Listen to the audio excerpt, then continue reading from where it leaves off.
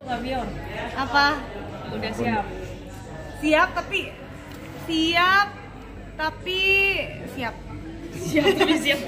Siap, paling persiapannya aja kita agak puyeng, tapi nggak apa-apa kan, menikah itu pahala terbesar katanya. Jadi banyak kerikil-kerikil di jalanan, makanya harus diamplas. Apa yang jalan dia? Di apain dong? Diaspal. Diaspal. Jadi nggak ada ya istilah Mary scary buat kalian. No. Tapi katanya selama pacaran nggak kelihatan busuk-busuknya, pas nikah satu ranjang ketemu terus baru kelihatan busuk-busuknya. Gimana sayangnya? Kan aku ketahuan cuma busuk-busuknya. Ya sebenarnya kan kalau ngomongin nikah gitu kan maksudnya untuk sehari-hari ya kayak tadi aku bilang harus dijalanin. Lebih ke ya orang nggak ada yang sempurna loh.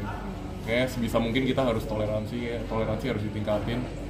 Sama ya kita emang menikah tuh menjadi satu, sebenarnya tujuannya tuh untuk menutupi satu sama lain kesalahan atau kekurangan satu sama lain, bukan untuk menjadi sempurna untuk satu sama lain.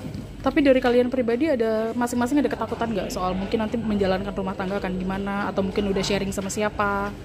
Ketakutan sih kayak bukan ketakutan ya, lebih ke penasaran. Kayak kita yakin pasti bisa, karena buat aku prinsipnya kalau misalnya kita pikir negatif pasti jadinya hasilnya juga pasti negatif.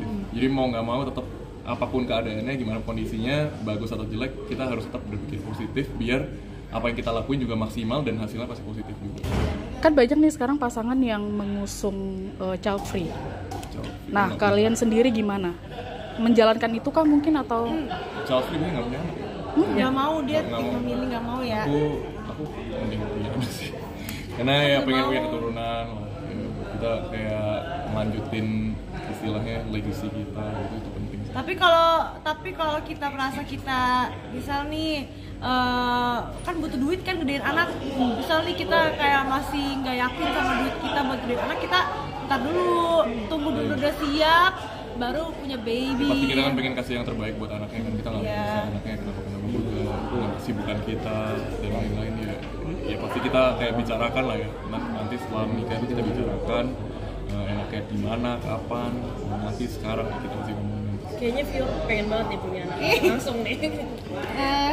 Aku pengen punya anak yang tinggi-tinggi 3 meter. Soalnya Vincentnya 203 tingginya. Jadi aku pengen punya anaknya yang jumbo-jumbo dan sebenarnya beda kita berdua tuh, kalau dia tuh lebih ke mikirnya tuh kayak apa ya, fantasy gitu, kayak fantasy. Kalau aku tuh mikirnya lebih ke ya realistis aja gitu, di depan ini ada apa ya kita harus hadapin dulu. Ya kayak seperti jawaban dia ya, kalian bisa lihat kan.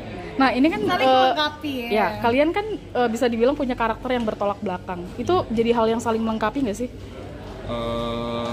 Saling melengkapi, bener sih. Kalau bisa diomong saling melengkapi ya saling melengkapi, karena ya sepengetahuan aku nggak semua orang bisa deal sama dia yang cablek, yang ngomong apapun yang dari isi kepala dia omongin semua yang nggak bisa gitu. Tapi kadang tuh aku udah bilangin dia nggak semuanya harus diomongin ke publik. Jadi ada beberapa hal tuh yang harus kita simpan, dan kadang emang lebih baik diem daripada banyak ngomong gitu kan ke orang. Dan dia udah mulai memperbaiki itu juga. Kadang aku berguna kalau dia nggak berani nanya. Dia kan orangnya nggak enak kan, jangan nggak enak. Aku yang nanya, baru ketahuan tuh hasilnya apa. Nah baru dia itu aku berguna. Kalau nggak berani nanya, sungkan aku yang nanyain. So dia nggak enak kan, orangnya nggak enak kan. Iya sayangnya. Sejauh dari hubungan kalian pernah nggak ada perdebatan yang mungkin nggak ketemu titik tengahnya? Perdebatan belum ada sih. Kita nggak ada sih, kayak paling ngambek dikit aja.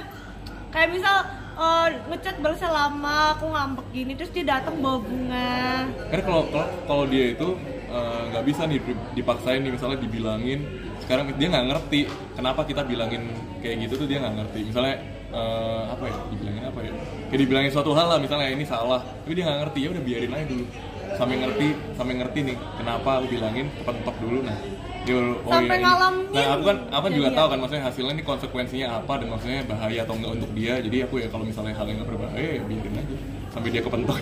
Nah tahu kan, nah itulah nggak boleh. Misal bawa mangkok mie instan, misal bawa mangkok mie instan nih, dia kalau satu, aku bandel bawa 2 piring gini, kan tumpah. Iya nggak tumpah gitu, jadi yang bilangin. Dari panci ada mungkin kita masak sup, dari bilangin nih kuah udah ke mangkok semua, tinggal isi-isinya kan, udah dibilangin pakai apa namanya centong pelan-pelan gini, dia nggak pakai centong diginiin.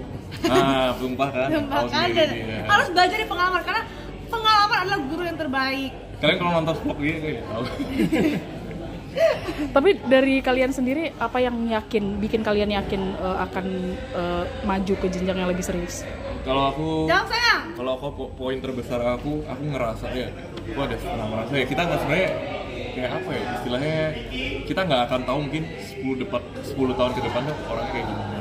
Cuman yang aku tahu orang ini tulus ya, feeling aku, seperasaan aku, cara dia ngomong, cara dia memperlakukan aku, dia tuh tulus dan dia suportif. Ya kalau buat aku, karena buat aku support mental itu penting, bukan support secara fisik ya, support mental buat aku penting karena pertama ya aku atlet, jadi support fisik udah jelas ya dia nggak mungkin membantu. Ini nggak mungkin membantu, ngomong ngangkat beban, nggak bisa kan, jadi ya lebih ke support mental sih. Aku nonton dia, Ya, semangatin kayak gitu dia. tuh buat aku tuh hal yang besar. Mungkin buat orang lain sekedar datang tuh dikira ya datang doang ya, aku juga bisa gitu kan. Ya, buat aku tuh hal yang besar karena sebagai atlet tuh punya keluarga atau punya orang terdekat di pinggir lapangan buat nonton kita tuh sangat penting. Orang tua sendiri gimana sih supportnya sama hubungan kalian? Orang tua setuju sih, cuman kan emang awalnya kan pasti cari tahu dulu bibit bebet bobot gitu kan, biasanya tuh kayak gitu kan, takutnya anaknya salah kawin. Tapi ujung-ujungnya pas aku ajak Vincent ke rumah aku terus, mamiku tahu dari cara dia memperlakukan adik-adiknya, keluarganya, orang tua aku tahu ini orang baik, jadi kayak disetujuin.